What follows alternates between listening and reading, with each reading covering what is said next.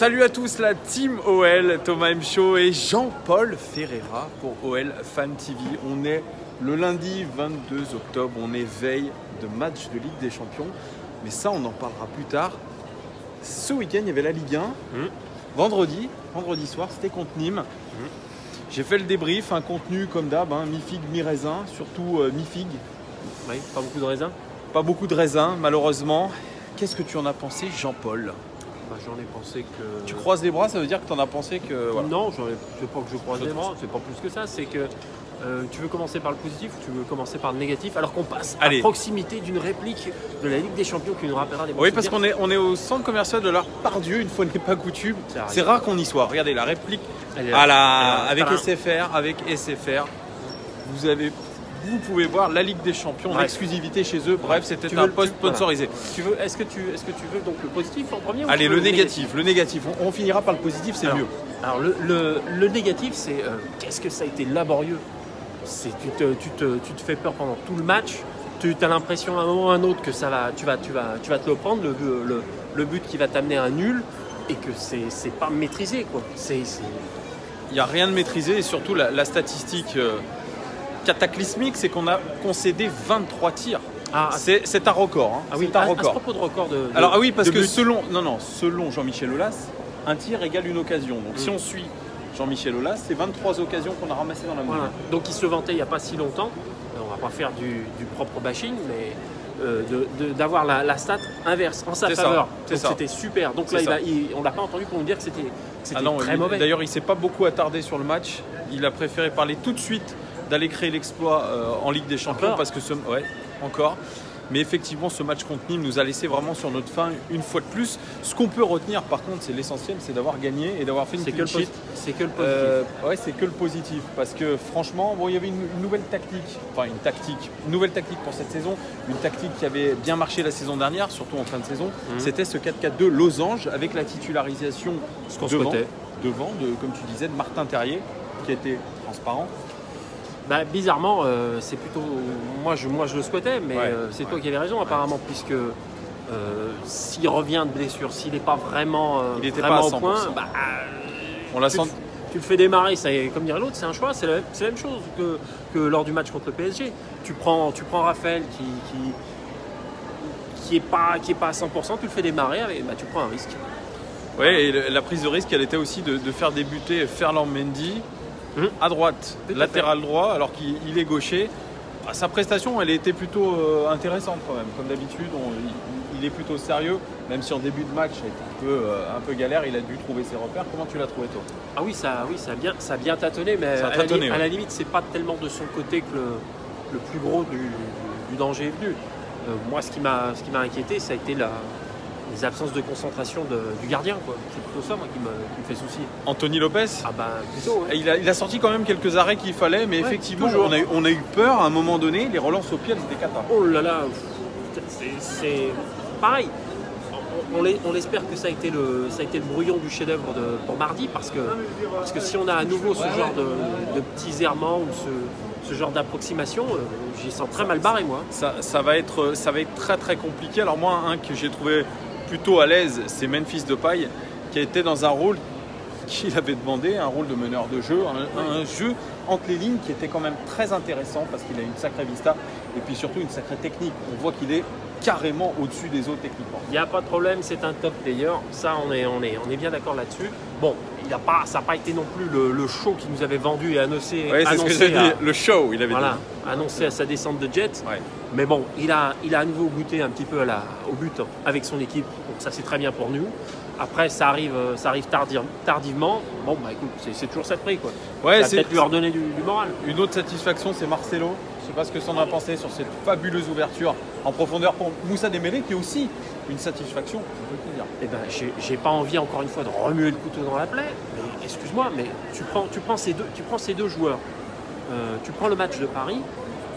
Je comprends pas pourquoi Marcelo ne joue pas. Il est hors de forme. Il est hors de forme. Je sais pas. J'aurais bien aimé le voir hors de forme. Peut-être. Et pareil, Moussa Dembélé qui est pas rentré non plus contre Paris. C'est bizarre, voilà. Mais alors peut-être que Bruno Genesio va prendre ses erreurs et là, tiens, contre Nîmes, il se dit petite équipe, nickel, on va mettre les. Voilà. Mais alors du coup l'équipe qu'on a vu vendredi, ça va être quoi pour c'est le brouillon de mardi ou ça va être au contraire? Alors en tout cas le groupe est le même. Alors bien évidemment hors jeu Raphaël qui est blessé.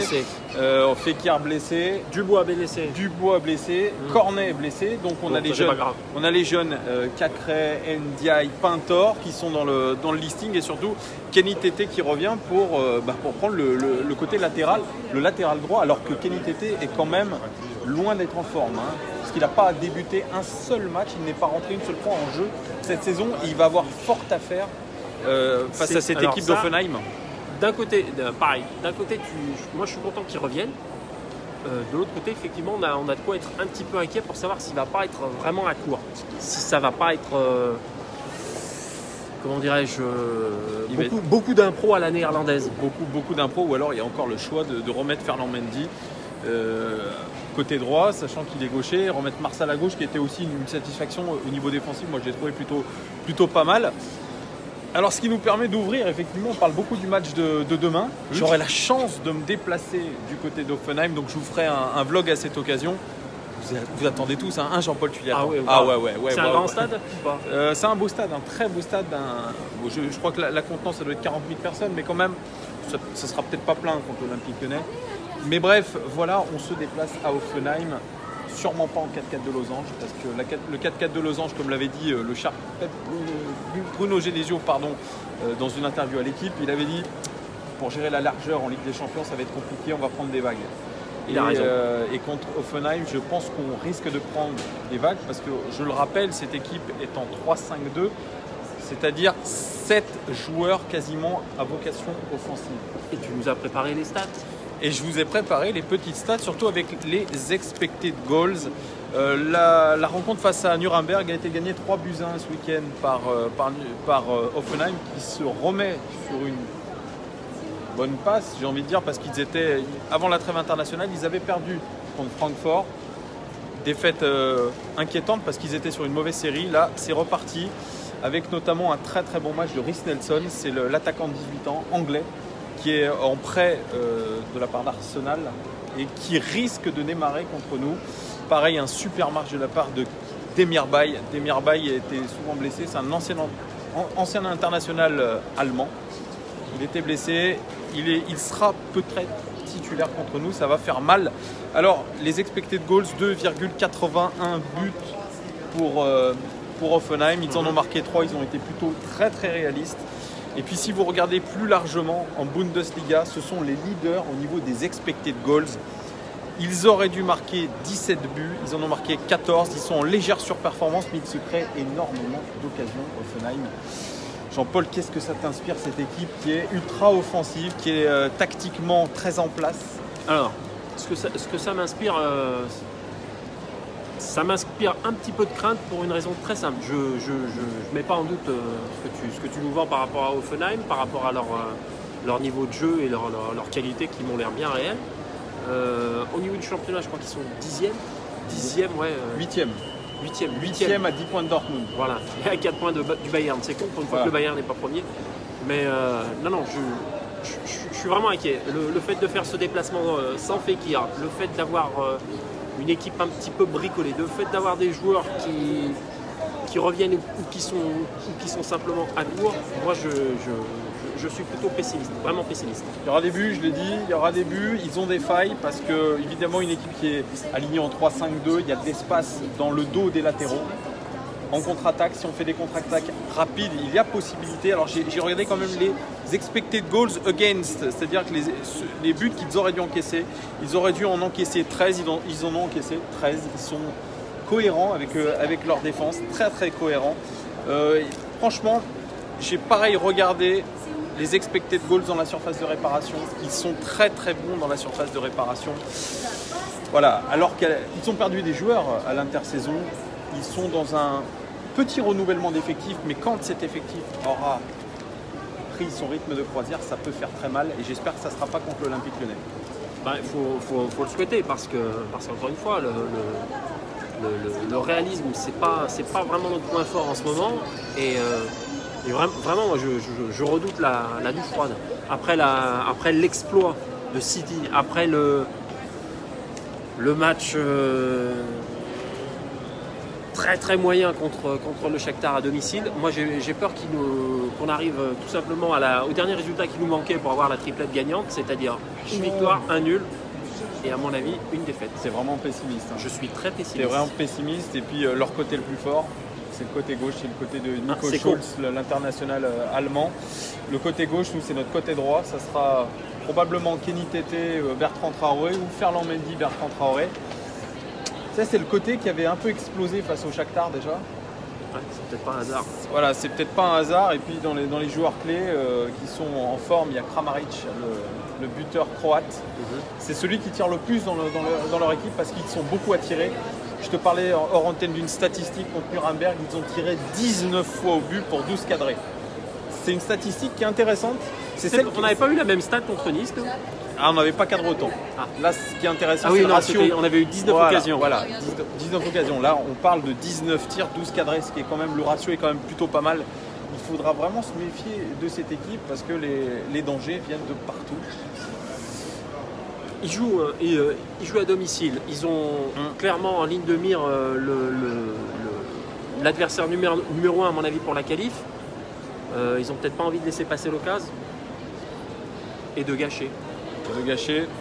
Je pense que c'est dans la tête de l'entraîneur allemand Nagelsmann, j'arrive à le dire cette fois-ci, qui est un jeune entraîneur, mais tactiquement vraiment très très au point, tout est huilé. Tu veux dire par rapport à d'autres ? Je ne citerai pas d'autres exemples. Jean-Paul, ne me fait pas dire que Pep Genesio n'est pas à la hauteur. Il sera face peut-être au futur, parce que on a parlé de Nagelsmann, au Bayern Munich en tant qu'entraîneur et au Real Madrid à l'intersaison.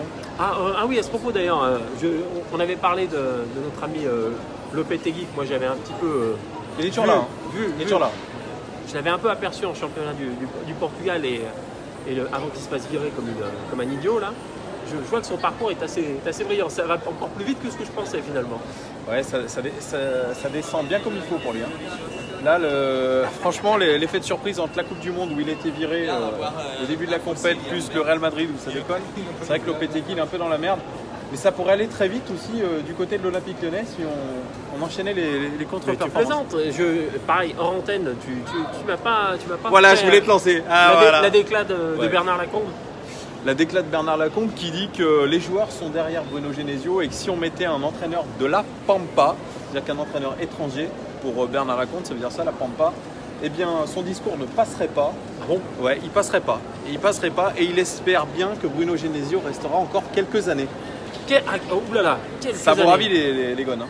Quelques années. Qu'est-ce qu'il y a, c'est quoi son problème? Il veut pas qu'on vende des abonnements ou quoi? Mais il est fou. Tout le monde au sein de l'Olympique Lyonnais pense que Bruno Genesio est l'homme de la situation et que c'est le seul entraîneur du monde à pouvoir gérer une pépinière lyonnaise. Donc en fait le problème c'est le club, c'est pas l'entraîneur là. Sauf qu'au coup d'envoi contre Nîmes, il y avait uniquement 2 joueurs formés au club. Donc c'est Oussem Aouar et Anthony Lopez, alors qu'à Nice Saint-Etienne, 3 joueurs lyonnais étaient formés à l'Olympique Lyonnais, Ben Arfa, Grenier, Zéphane. Voilà. Donc il faut arrêter de nous dire le pur produit lyonnais, machin. Maintenant on va se vers un modèle à l'Olympique Lyonnais où il n'y aura pas que des joueurs formés à l'Olympique Lyonnais. Ça fait déjà longtemps qu'on connaît ce modèle-là et ça peut très très bien se passer. Juninho n'a pas été formé à l'OL, il y en a eu d'autres qui étaient pas formés à l'OL. Il faut arrêter de croire qu'on fait comme l'Athletic Bilbao, on peut aller... Pire. Voilà. Parce que le Barça. Passé un temps, on avait l'impression que c'était le vestiaire qui n'arrivait pas à intégrer des joueurs. Oui, tu fais référence à l'épisode Claudio Beauvu notamment. Par exemple. Claudio Beauvu qui a été rejeté par une partie du vestiaire et notamment Alexandre Lacazette, pour ne pas le citer.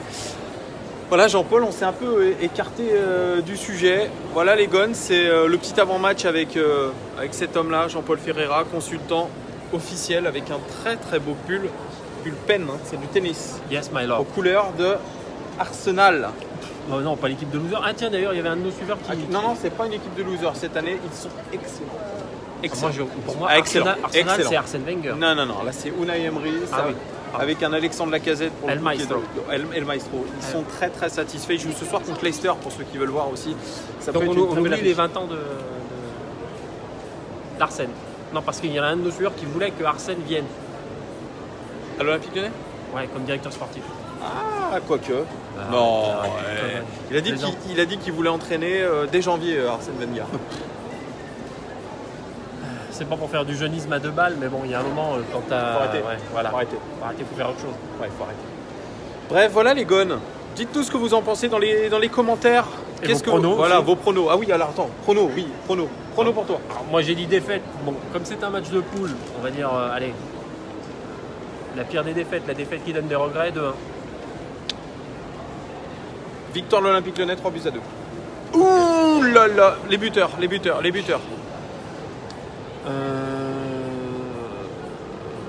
Depay qui va confirmer, il va se réveiller. Et pour en face, bon bah. Comment il s'appelle ton petit jeune qui court vite là? Chris Nelson, Et l'autre là? Kramaric, Kramaric. le buteur Vendu. croate. Vendu. Pour moi, ça sera Dembélé, Oussem Aouar. Encore. Alors Oussem Aouar, vu son dernier match. Et Bertrand Traoré. Ah bon, j'ai cru que tu allais me dire encore Ndombele. Non, j'ai arrêté les gars. Excusez-moi, c'est vrai que je le dis tout le long. Voilà, donc vous avez ma triplette et du côté Hoffenheim, je vois Kramaric, Demirbay. Ok. Les gars, prenez vos bulletins et puis pariez. Mettez pas trop de thunes quand même, mais pariez. Voilà les. Non, parier le salaire de Jean-Michel Aulas. Non, ça c'était contre le PSG. Ah merde. Voilà les gones. Mettez en commentaire ce que vous pensez de ce match-là. Est-ce que vous êtes optimiste, pessimiste, votre pronostic? Et puis on se dit à demain en terre allemande. Et puis après pour débriefer avec ce loustic-là. Allez les gones, bonne journée. Ciao, ciao, ciao.